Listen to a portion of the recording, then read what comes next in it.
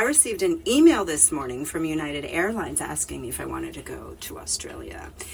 And my first thought was, no way, Jose. The last time I flew to Australia, the aircraft was disinsected while passengers were on board.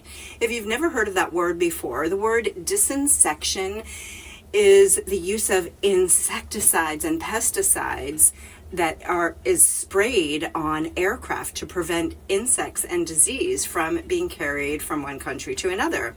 Now, during my flight, I could smell and even taste the pesticides in the cabin. When I asked the flight crew what was happening, I was told, oh, nothing's being sprayed.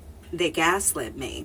Meanwhile, everyone on that plane, including the flight crew, was being exposed to potentially cancer-causing pesticides. Now, I have to say the word potentially here because we're not supposed to make medical claims. By the way, this is not medical advice. Anyway, that experience stayed with me. As a cleansing specialist with 32 years of experience, I help people to learn about these toxins they're exposed to and cleanse them from their bodies and, of course, prevent them in the first place.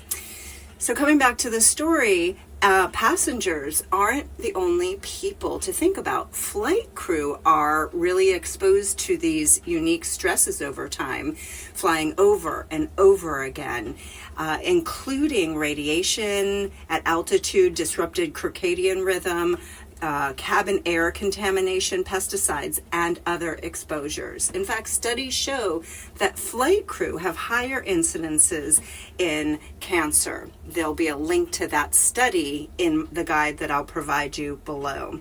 Now, that experience is actually one of the things that inspired me to update my healthy travel guide. I updated it just this morning. It's about the 10 toxic pitfalls that travelers should know about. If you want a copy, I'll put your free guide link in the comments.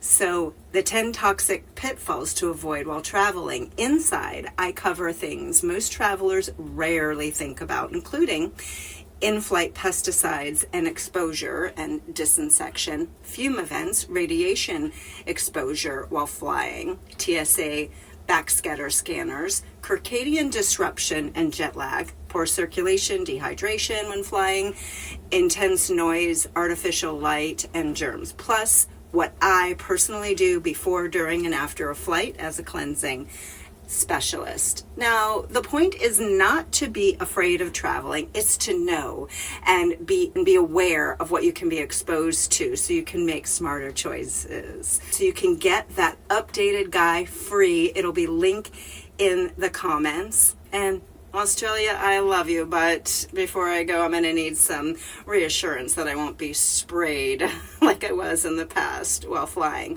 Thanks for listening. Aloha.